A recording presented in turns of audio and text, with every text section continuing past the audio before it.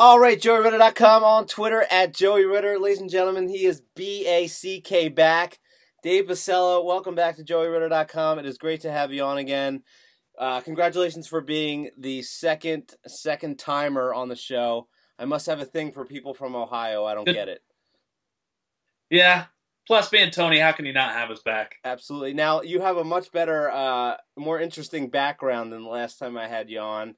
You got your Pittsburgh Steelers Super Bowl champion thing there. I'm not too much of a Steelers hater, so it doesn't bother me that much. What's to your right there? What's all that? My pop figure collection is behind me. What They're little. You got a yellow submarine? What's that? Is that the yellow submarine I see? Yeah, I got the Beatles with the yellow submarine. There's a bunch. There's like Freddy, Jason, and Mike Myers, Batman, Robin, Joker. They're just like little pop. They're like little bobbleheads. They're called pop figures from Funko. That's pretty cool. You let your kids touch them, or are they off limits?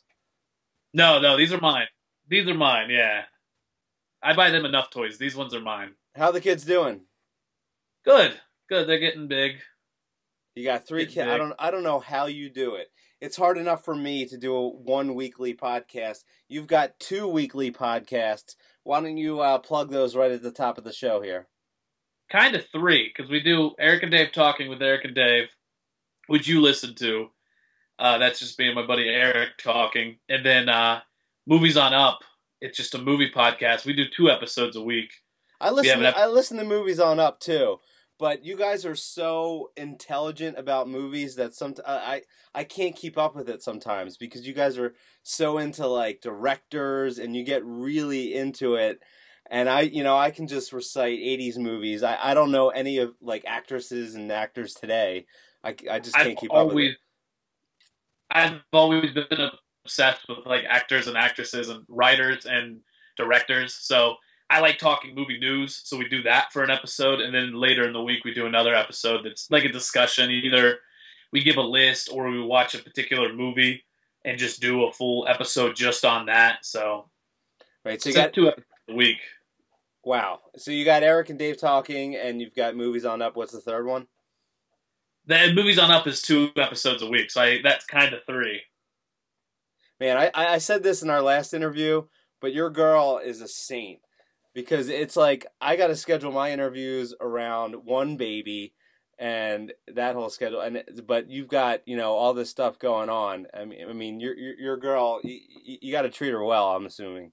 Yeah, but I sacrifice pretty much everything else to do it, which I'm fine with. Like, I don't really go out and see my friends. I don't go out to the movies as much as I'd like to unless I sneak in after work. But so, I mean, I do get a lot of time for myself, but that's just where I focus it. Like, that's my few hours a week that I get to do just that. So I don't try to overdo it. Like, I haven't been doing stand-up as much just because it's hard to justify. Okay, Sunday I'm going to be with Erik for a couple hours. Monday I'm going to be with Ryan for 3 hours recording.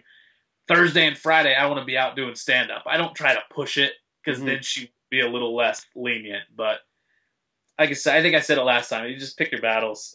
Yeah. Well, I mean, I've got one baby. She's 11 months. Greatest thing ever. But you've got 2 kids on top of that. You just had a son.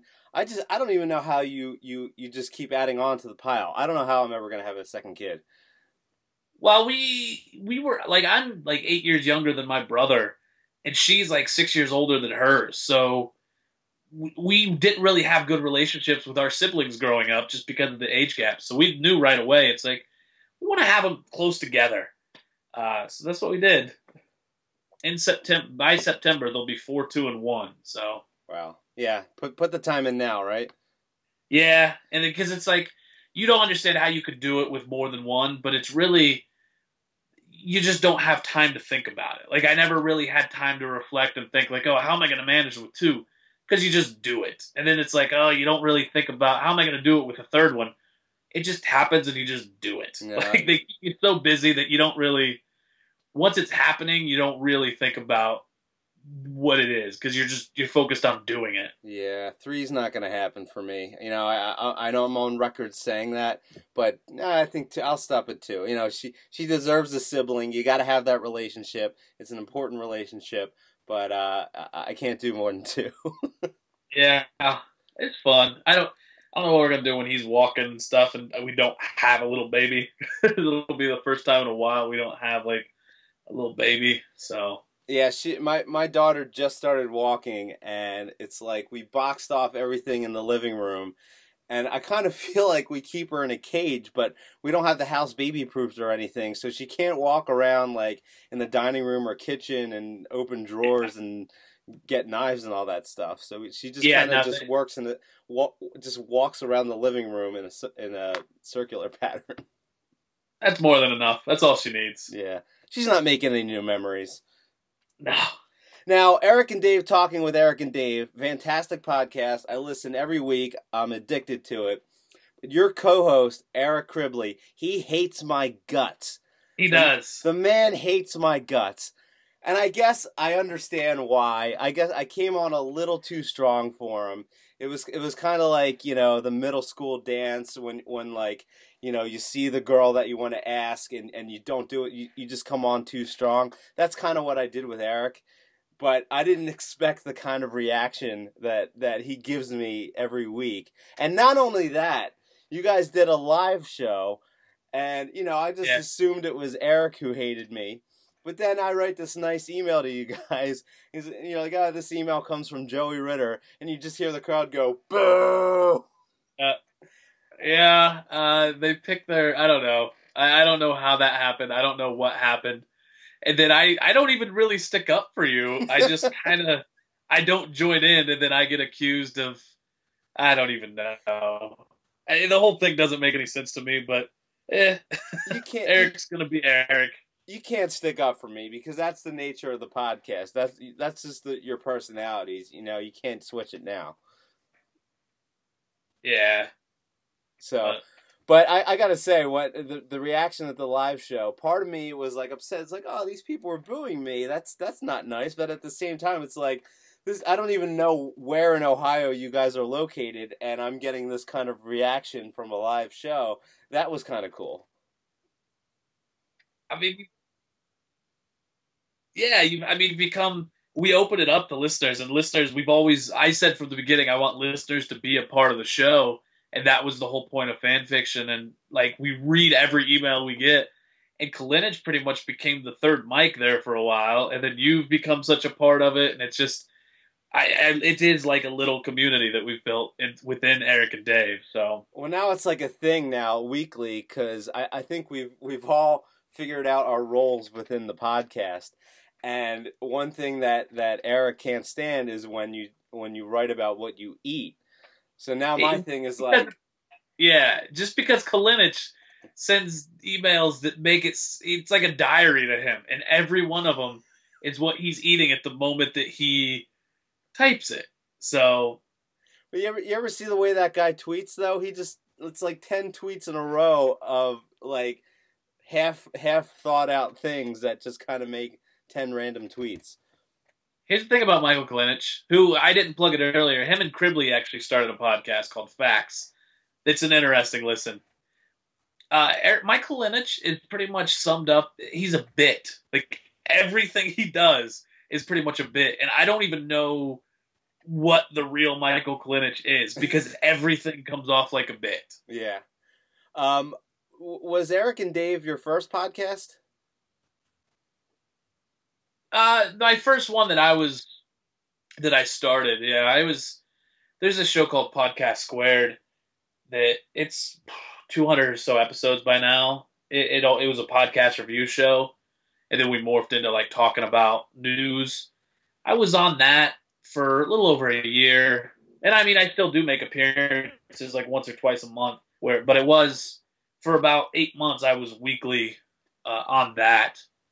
Now just kind of sporadic when our schedules line up. So I had a lot of experience, and because of that show, because of listening to so many and reviewing them, I had listened to a ton of podcasts, so I kind of knew exactly what I wanted to do when we started it. And I think it helped a ton. So I'm totally in. I'm just all in for podcasts. There's like 4 or 5 that like, each week I listen to them in my car. It's so easy to get them on your phone. You can just listen to them through your car speakers and just, while I'm working. It's just such an easy thing to do, and anybody can do it. I don't know if that's such a good thing, but, there's a lot of people who would have never been heard 10 years ago, and now, you have a voice. It's pretty sweet. And I mean, there's careers being built from it. Like from the, look at Chris Hardwick, like Mark Maron, what happened to their careers after the podcast? Even Doug Benson went from a stand-up that was doing okay touring the country to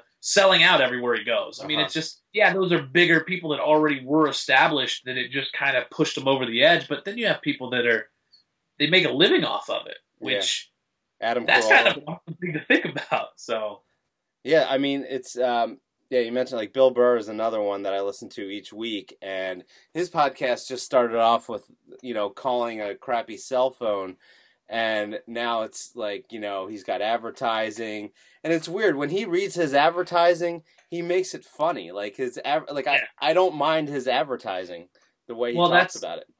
Scott Aukerman does the same thing on Comedy Bang Bang, where he makes his commercials just silly. He has the stuff he has to say, and then he ad-libs around the rest, and they're just silly. They fit in with the show. So, right. Do people ask you this question? I cannot stand this question. Do people ask you if you get paid for the podcast? No, because honestly, in my real life, I don't talk about it a whole lot. Like, I don't, like when I'm at work, there's a few people that know just because they're interested in what I do.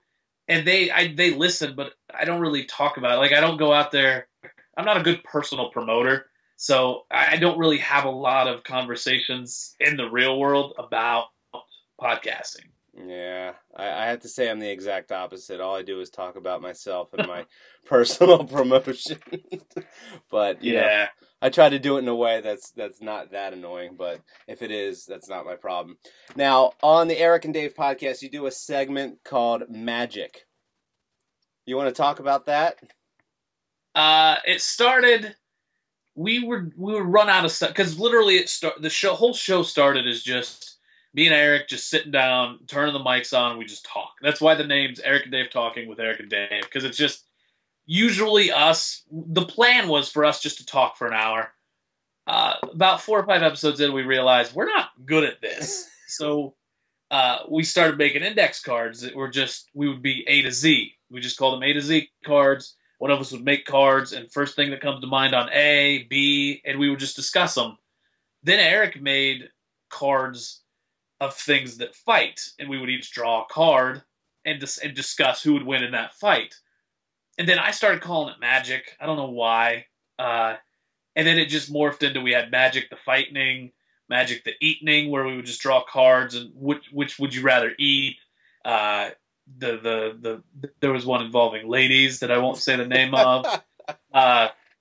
Just weird stuff. I mean, it got ridiculous. Like, it was just any word, because it got to a point where we started not really doing them again. It was always something new. Like, so it has nothing to do with the actual game of Magik, because I don't know how that game's played. I remember there were kids in the playground that always played Magik. Well, we played Magik on an episode because Erik wanted to show me. Because I only started calling it Magik because I know on Magik you draw cards and you fight with those cards. So when we're drawing index cards and fighting those index cards, that's Magik to me. So I just started calling it Magik. And it just snowballed. We actually retired it after the live show because it's a crutch. It's the kind of segment that any week I can just write 10 things on index cards, and that's a segment. So we would not plan anything for the whole week. 10 minutes before we record, I write down a game of Magik, and then it just got so repetitive because we're doing Magik like every week because it was just so easy. So we actually retired it. All right, well, it's retired on your show, but the JoeyRitter.com audience has never heard Magik. Maybe a couple people have, but I understand that maybe you prepared a Magik for today? Yeah, I prepared cards for Magik the Listening, which I think we only did one time on the show. where I just wrote a bunch of bands down, and I'm splitting them into two piles to determine. So you could get left or right. Okay, I'll take right. Okay, so your stack is the right. So for the first one, it's Magik the Listening. So I'm going to draw 2 cards. Huh? You got to explain this.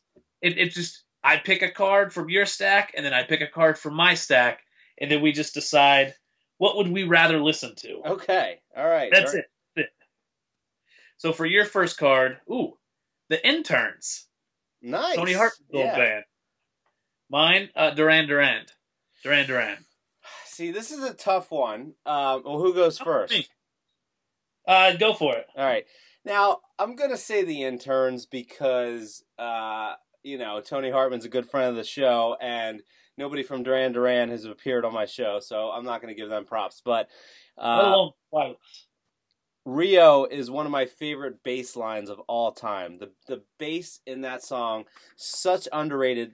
When people think Duran Duran, they think, boy band. They were kind of like, blonde guys in the 80s but their bass player is extremely talented, and I can't really play Rio, but I can fake it enough, and I have to give props to Rio, but I don't know the name of the Intern song, but whatever track 1 is that the Diary song? Yeah, that's a great song. That's an amazing song. That comes on my shuffle. I get so excited. Like, I'll be driving to work at 6:45 in the morning, and that song comes on, and my day's better. Hey, yeah, that one. That's caution. It's that I love that song more than any Duran Duran song. And my thing on Duran Duran, I don't think they ever had one album that I loved all the way through. Their greatest hits, amazing. Mm-hmm. Like their good songs were really, really good. But if it wasn't a really, really good song, I could do without it. Yeah. Like, just 2 or 3 songs per album and then filler. So their greatest hits, fantastic. Interns, love every song they ever wrote. Yeah, Ordinary World was a great song. That came out in the 90s. That was kind of after their heyday, and they still kind of had it. So, Come Undone. That was a good one. Yeah. Your next card, Justin Timberlake versus my Paramore. All right, why don't you go first on this one? I'll take Timberlake. I love Timberlake. I love every album he's had. His second one was amazing. Paramore, their first album, I didn't like it all, but I heard her voice seemed so boring. Like, she had a good voice, but there was no personality to it. And I remember talking to my roommate at the time, Jason West, and we said, once she learns how to use her voice, they'll be really good. Now she knows how to use it. Like, she's got some of the best vocal control, and some of the songs they write now are really, really good, mm-hmm. but they're not Timberlake. They're not JT. All right, here's what I'll say. I don't even know if this is a real answer. I have to disagree, though, completely. When I first heard that Paramore album with Misery Business and That's What You Get, I was drawn in instantly. It wasn't one of those albums where, it had to grow on me. It hit me right away. My wife, who was my girlfriend at the time, played it for me, and she was all into it. And then I watched YouTube videos of Haley singing live, and she totally took no shortcuts. She hit those notes perfectly. And, you could argue that maybe her voice doesn't stand out from other female vocalists, but, they totally did the job for me. Justin Timberlake as a whole, 1,000% more talented, in terms of, songs he writes, stage show, Saturday Night Live appearances. I'm all in for Justin Timberlake. But if I had a choice between going to see, that's yeah, tough you one. Can't pass up JT. I don't know if I can pass that up. But I don't know. Right here, sitting here right now, Paramore just came out with a new album, and I really like it. And I wasn't too impressed with Justin Timberlake's new stuff. So if you're saying right here in 2013, I'm gonna choose Paramore. Since the song on Twilight, that's the first Paramore song that I loved. Uh-huh. And since then, they've gone more into that epic sweeping stuff. Now I love them because that's a better use of her voice Timberlake's new one's good, but every song's about a minute too long. So See, this is a lot harder than I thought it was going to be. All right, what's next? Your next one of my favorite bands, not just right now, but of all time, Manchester Orchestra. I don't know if you've listened to them. Okay. And Alkaline Trio, up to and including Good Morning. Okay, well, I'm gonna choose that Alkaline Trio. Is Manchester Orchestra? Is there a song I would know from them or? Probably not. Wolves. They're very brand newish, like the good brand new. You've just got like a really.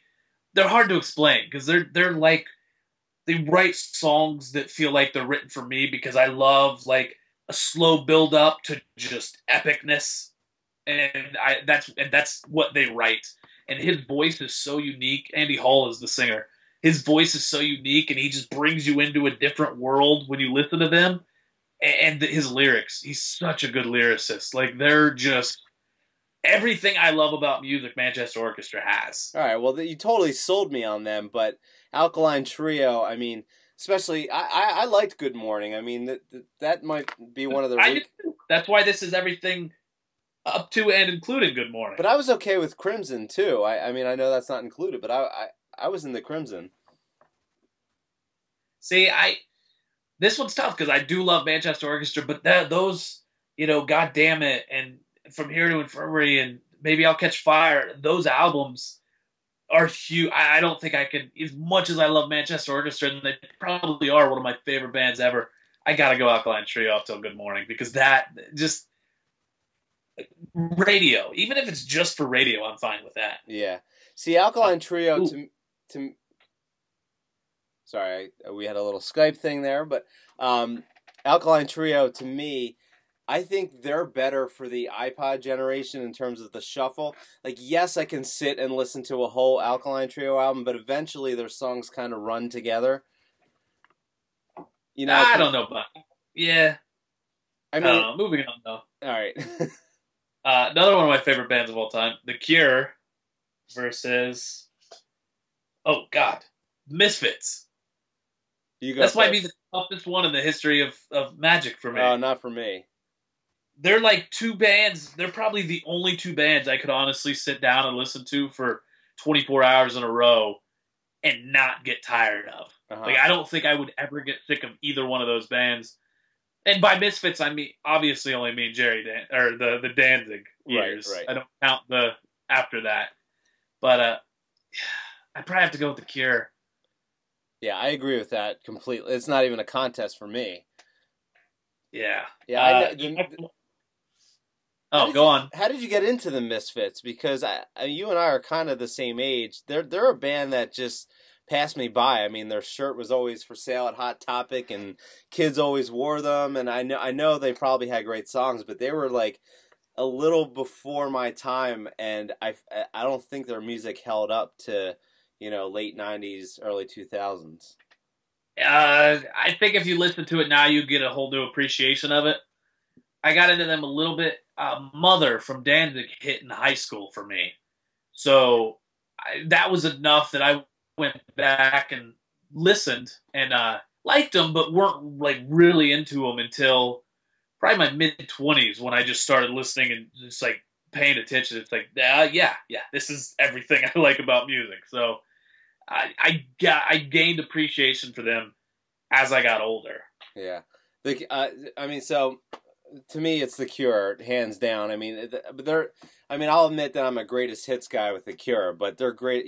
Their singles are just incredible. Their greatest hits is so good, but there isn't I love every album all the way through. Like they're the opposite of Duran Duran, where there's so little filler in their whole discography. Like, it's just, they're so good. Yeah. But yeah, that greatest hits, the one with Robert Smith on the cover, and the 2 discs came with the greatest hits, and then every song acoustic. So good. Yeah. So good. Your next one, Wu-Tang Clan and any associated solo albums versus the Starting Line. I'll go Starting Line. I can't say I've ever listened to one Wu-Tang Clan album.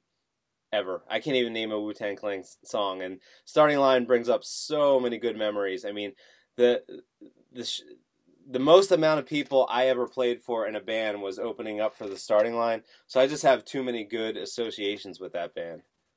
And they're from Philly.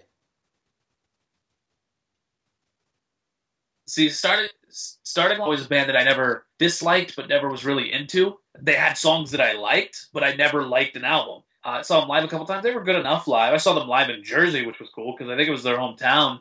That was a cool thing, but they never made like an impact on me. Mm-hmm. Wu-Tang did. Wu-Tang got me through high school.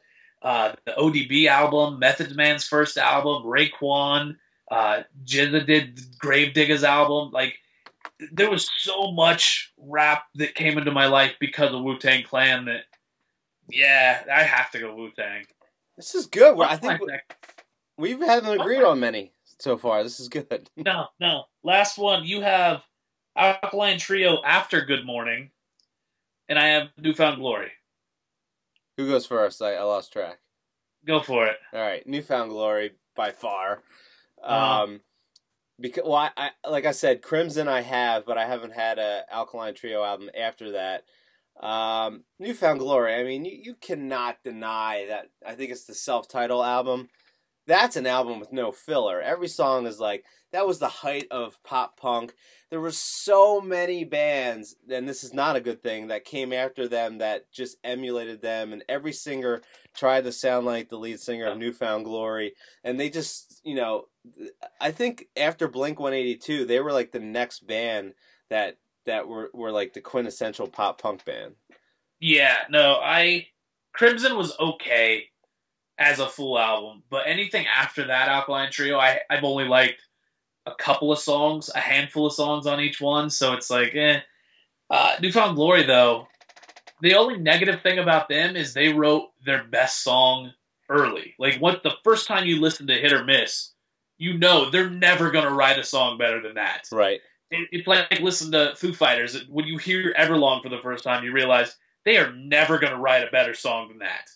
But they keep going, and they don't let it get to them, and they just Newfound Glory. I mean, they're just consistently fun. Yeah, I while we're reminiscing about old band things, I remember in I think maybe around 2004-ish. There used to be a station in Philly called Y100, and they used to do this thing called the Cage Match, kind of like what we're doing right now, where they would play a popular song, and they'd put a song up against it, and they'd have local bands and stuff. And my band went up against Papa Roach, and the song was Getting Away with Murder, and that's actually a pretty good song. And we beat Papa Roach without any any knowledge of knowing that we were going to be in the contest. Like, it was just regular callers. And then the next night we went against Newfound Glory and got smoked. Like, there's no way we could have ever competed with Newfound Glory. Yeah, well, that was a time when that song for Papa Roach came out when people were starting to kind of rebel against nu metal. Mm-hmm. So and that's when pop punk was kind of like on the rise. So I could see, but then you go against somebody similar to you where there's not that I hate this genre. Exactly. Like, anybody that would have liked us likes Newfound Glory that much better. We had no shot. I used to work at Walmart Electronics when I was in my band, and we put out a 5-song EP for free, and my singer also worked at the electronics department with me. That's all we would do is we'd carry them with us at work, and anybody buying CDs, we'd pay attention to what they're buying, and here's a free CD for you. Yeah, that's pretty sweet. Did that work out for you? Did the people come out to shows and stuff? Yeah, we did pretty well for a while. So yeah, that contest that I was talking about on Y100. Do you remember the band Early November? Oh yeah, I never liked them, but yeah, I wasn't too into them either. But they were on the Cage Match for like 2 straight weeks, and I think that's what caught the attention of Drive Thru Records at the time. So that contest really got the attention of labels. So we put out that 3-disc album. And it was like, oh, there's about 6 good songs on here out of 3 discs. Yeah, they also did. I think it was. There's always so many bands of that ilk that I get confused. Early November, and there was so many other bands that sounded like that. but I think they did a cover of Huey Lewis's "Power of Love" on one of the Pop Goes acoustic. Probably. Yeah, I lost. Yeah, those are hard to keep track of. It was horrible for a song that's as great as "Power of Love." It was the worst cover I've ever heard. You froze. Yeah, those comps, though, to be fair. What's that? You froze on me there. I said those comps have a lot of bad covers on them, to be fair. Yeah. All right. Well, Dave, I think that was a very, very successful Magik the Listening. I forgot to add up. I won 4-2. Wait, how does that work? Yeah, I was keeping score the whole time. I won 4-2. What was the criteria for points there? It's just kind of how I feel at the end. I score it like boxing. Okay, all right, fine. I'll get creative with the edit button on that one. All right, well, people need to follow you on Twitter. Your Twitter account is fantastic. Dave Biscella. Biscella is Biscella. And you can go to davebiscella.com. What do you have, your stand-up clips and links to all your podcasts on there? I think I have links to all my podcasts. There might be a stand-up clip or so from a few years ago. I don't remember. Then there's links to Juggle Ohio and stuff. Yeah. And I couldn't recommend the Erik and Dave podcast more. Thank you. Gets my week going. Oh, you know what? I sent a tweet out. I was just about to wrap it up, but I forgot about this. Let's do a speed round. Let's do a speed round to close it out. How easy Magik kills time, though? Yeah, I don't. How long did that go for? I don't know, but that's why it turned into a crutch, because it's so easy. It took me 3 minutes to write down all those cards, and it killed so much time. You know what? Since you retired it, I might have to steal it from you because Take it. Because there's times where weeks go when you do a weekly show, the weeks go by so much quicker than they used to, and it's like, oh my god, I got to come up with all these new questions and a whole new person to interview, and so all right, so I sent out a tweet before the interview, and I said, tweet me a random question to ask the person I'm interviewing in 5 minutes, and we got some responses here, some better than others. So let's do a speed round, Dave. You ready? All right. Joe Moore, who is the Joe Moore on Twitter, asks, what is your favorite pizza topping? I'm plain. I like extra cheese, I guess. I like white sauce with extra cheese. I'm easy like that. All right. If I have to have something, black olives, I guess. Okay. I was about to deduct one of your magic points there, but we'll take black olives. Ricky Lynn Warner, who is at Ricky Lynn, I don't know where we're gonna go with this, but she says, "Who is stoked about the Breaking Benjamin getting back together?" They were broken up? That's what I actually responded to her and said the same thing.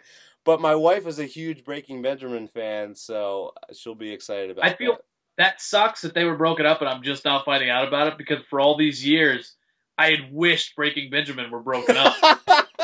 So I've missed out on all this joy that I could have had knowing they were broken up. You know what?